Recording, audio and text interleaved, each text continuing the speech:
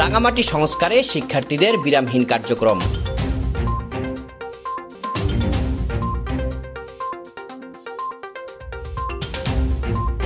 চরম নৈরাজ্যকর পরিস্থিতিতে জনগণকে শ্বাসরুদ্ধকর অবস্থা থেকে উত্তরণে বৈষম্য বিরোধী ছাত্র আন্দোলন কর্তৃক কোটা সংস্কার আন্দোলন কর্মসূচির মাধ্যমে স্বৈরাচারী হাসিনা সরকারের পতনের পরও নিজেদেরকে রাষ্ট্রসেবার কাজে নিয়োজিত রেখেছে রাঙামাটির বৈষম্য বিরোধী ছাত্র আন্দোলনের শিক্ষার্থীরা।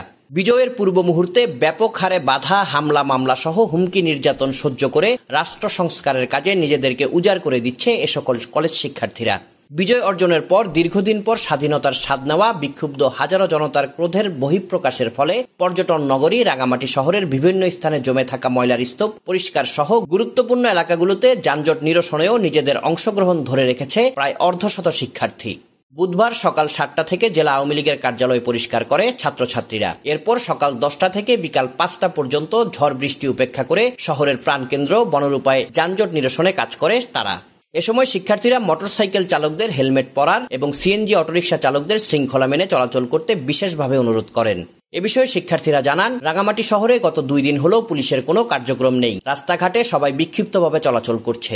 এই পরিস্থিতিতে শহরে আইন শৃঙ্খলা না ফিরলে সব শ্রেণীর মানুষ ভোগান্তির শিকার হবে। তাই সাধারণ মানুষের স্বার্থে আমরা মাঠে রয়েছি।